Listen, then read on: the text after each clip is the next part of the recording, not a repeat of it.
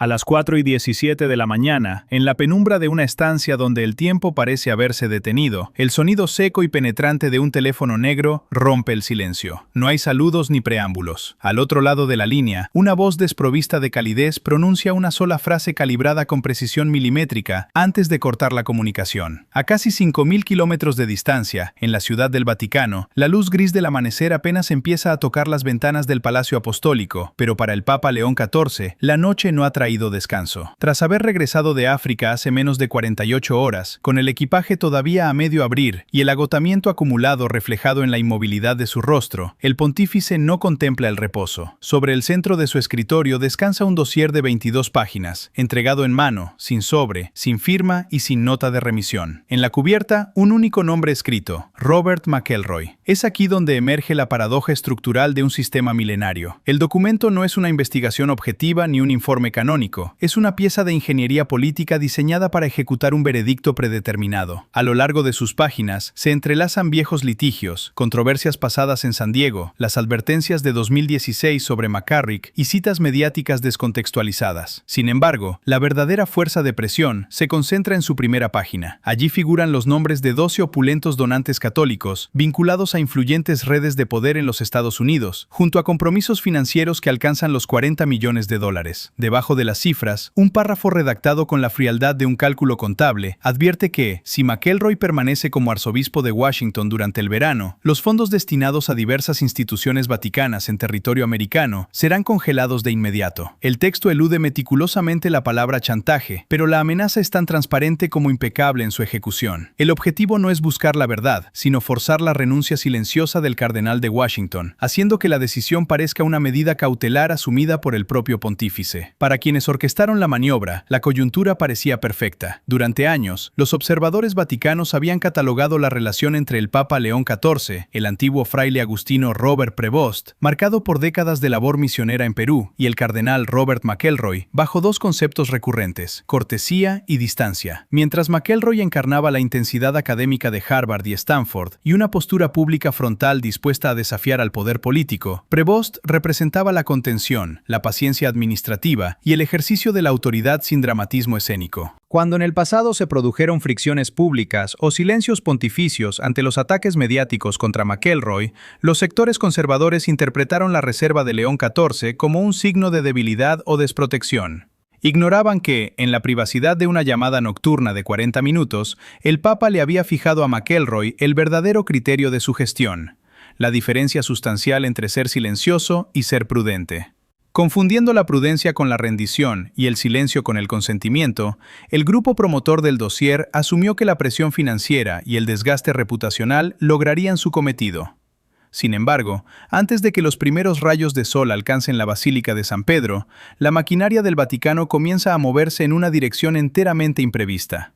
El Papa no convoca a sus consejeros ni busca un compromiso diplomático. Levanta el teléfono y ordena la presencia inmediata del secretario de Estado, el cardenal Pietro Parolin.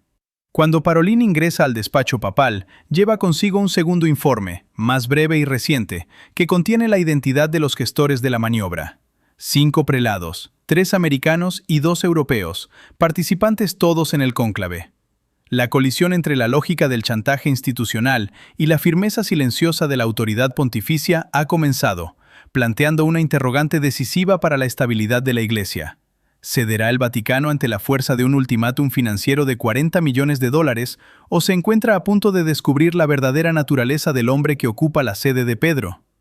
En la sobria penumbra del despacho papal, la reunión entre el pontífice y el cardenal Pietro Parolin desvela la urdimbre oculta tras el documento de 22 páginas. El secretario de Estado deposita sobre la mesa una carpeta delgada que contiene los nombres de las 5 figuras detrás de la maniobra: 3 obispos americanos y 2 prelados europeos, todos participantes en el cónclave que elevó a León XIV casi un año atrás. Al confirmarse que el informe carece de firmas y proviene de un supuesto grupo de trabajo, la respuesta del Papa es directa e inequívoca al calificar la cobardía de los autores. El dossier no recurre a la mentira ni a la fabricación pura. Su peligro radica en la recolección metódica y la presentación sesgada de hechos reales. Al ensamblar los avisos de 2016 sobre McCarrick, el proceso de bancarrota en San Diego, las severas acusaciones de los abogados de las víctimas, la declaración de herejía emitida por un obispo en 2023 y la reciente entrevista en televisión, el texto construye un veredicto previo a cualquier juicio. La exigencia final es concreta, la dimisión silenciosa de Robert McElroy antes de que concluya el mes siguiente, sin comunicados de prensa ni explicaciones públicas.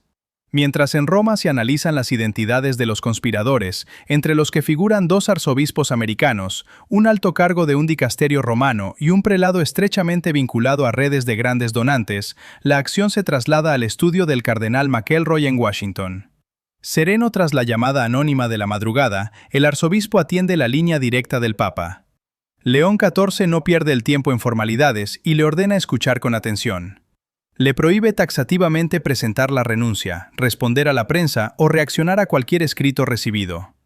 La instrucción es mantener la agenda institucional intacta, desde las confirmaciones del sábado hasta la misa dominical, ignorando la presión exterior durante las siguientes 48 horas.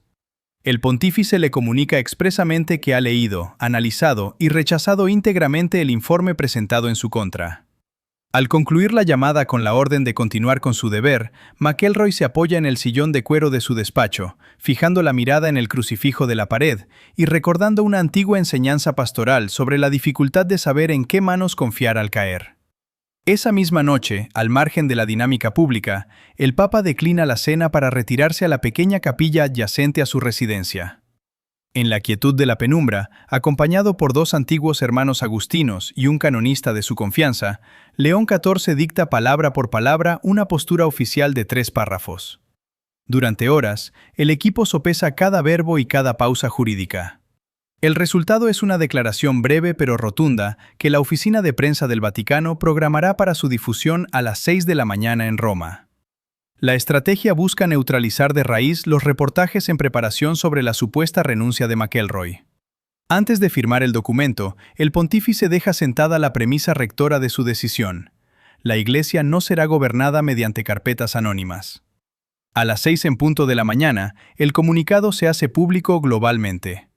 Sin mencionar el dossier ni citar nombres, la nota ratifica la plena confianza del Papa en el cardenal de Washington, denuncia el intento de manipulación mediante materiales anónimos y advierte sobre el inicio de rigurosas investigaciones canónicas para cualquier miembro del clero que participe en tales prácticas.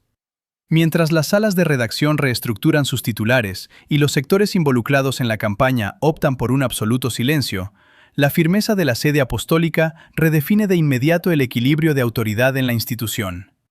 La publicación del comunicado vaticano desencadena una réplica inmediata en la estructura eclesiástica global. Antes del mediodía en Chicago, el cardenal Cupich emite una declaración de apoyo rotundo al pontífice, seguido en rápida sucesión por los arzobispos de Newark y Boston. En cuestión de horas, más de 30 obispos estadounidenses alinean públicamente su postura con la sede apostólica, incluidos aquellos que históricamente habían mantenido un distanciamiento crítico frente a McElroy. Esta reconfiguración del mapa episcopal deja al descubierto la fractura dentro de los sectores conservadores y financieros. En los despachos de los prelados señalados en el informe confidencial de Parolin, las comunicaciones telefónicas se paralizan. Un importante arzobispo norteamericano se atrinchera tras puertas cerradas durante toda la tarde, rechazando cualquier encuentro y observando cómo la red de contactos que había cultivado durante años comienza a desmoronarse en silencio. Mientras el bloque mediático y financiero intenta contener el impacto y buscar vías de negociación indirecta, el cardenal McElroy cumple de manera escrupulosa la instrucción pontificia. En la Catedral de Washington, ante una congregación consciente de la marejada política, celebra la misa vespertina del sábado y ofrece una homilía de menos de 7 minutos centrada en las bienaventuranzas. Sin aludir al dossier, a Roma ni al comunicado oficial, reflexiona sobre los pacificadores y sobre la fortaleza de ser sostenido por manos invisibles en momentos de prueba. Al finalizar el oficio, camina en soledad hacia su vehículo, observa el cielo nocturno durante unos segundos y regresa a su residencia. La campaña diseñada para liquidar su carrera pública se ha transformado en un testimonio de la inflexibilidad de la autoridad romana. El desenlace institucional alcanza su punto crítico 48 horas después. Bajo el pretexto formal de una consulta sobre gobernanza y coordinación pastoral, el Papa León XIV convoca de forma discreta a un grupo selecto de cardenales en la sala del consistorio. Entre los asistentes se encuentran 2 de los prelados identificados en la investigación interna. El pontífice ingresa solo a la estancia, sin carpetas ni notas, y permanece de pie ante la silla presidencial. En medio de un silencio denso, el Papa toma la palabra para exponer la realidad oculta oculta tras la nota oficial. Les revela la existencia del dossier de 22 páginas redactado desde la sombra, concebido bajo la falsa premisa de que la falta de consenso público entre Roma y Washington facilitaría una purga silenciosa. Con voz pausada y categórica, León XIV aclara que la sede de Pedro no existe para conceder favores a redes de presión, ni para hacer desaparecer a obispos mediante maniobras de pasillo. Fijando la atención en el espacio, el pontífice advierte que no señalará públicamente a los responsables en ese momento, sino que los citará de manera individual para exigir una rendición de cuentas completa, bajo amenaza de privación inmediata de sus funciones. Al recordarles que la Iglesia es una comunidad de comunión y no un espacio de componendas, concluye afirmando que la verdad no es negociable y que los hermanos no son desechables.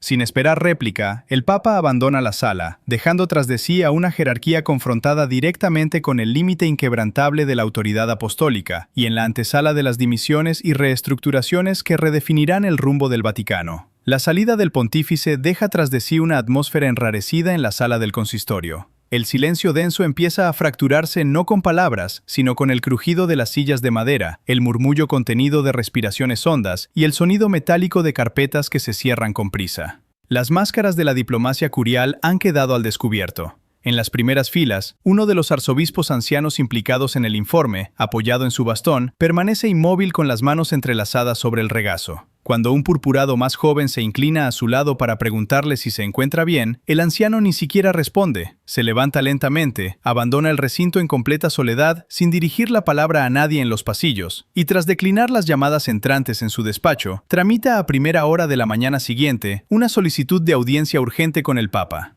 La reacción de otros conspiradores es más desesperada. El arzobispo norteamericano, cuyo poder se cimentaba en la red de grandes donantes, abandona la sala e inicia una maratón telefónica de 2 horas con sus contactos estratégicos en Washington, Chicago y Nueva York. Con un lenguaje estudiado y cauteloso, intenta convencer a sus aliados de que el pontífice no ha mencionado nombres específicos y de que el daño aún puede contenerse. Sin embargo, la respuesta del entorno es el vacío. Sus interlocutores le ofrecen cortesía, pero ninguna promesa de auxilio. Varios de ellos ya han recibido esa misma mañana sobre sus escritorios sobres blancos enviados desde Roma por mensajeros anónimos. El contenido de esas misivas cambia el cálculo de inmediato. La red de protección que llevó años construir se desmorona en cuestión de horas, dejando al descubierto la fragilidad de un poder basado en la presión financiera. En Washington, la narrativa coordinada para desacreditar al cardenal McElroy se desploma de forma irreversible. El periodista de un importante rotativo estadounidense, que custodiaba la filtración exclusiva del dossier, llama a su editor para informarle de que la investigación ha perdido todo fundamento. Tras contrastar el comunicado vaticano, las declaraciones públicas y la firme postura del Santo Padre, el reportaje es cancelado definitivamente. Por la tarde, McElroy concede una entrevista a un medio católico. Ante la pregunta de si la intervención directa de León XIV le había tomado por sorpresa, el arzobispo guarda una pausa deliberada antes de responder con una frase que sintetiza el sentir de toda la institución. No estaba sorprendido, pero sí reconfortado. Para la mitad de la semana, la vida en la Ciudad del Vaticano recupera su apariencia habitual.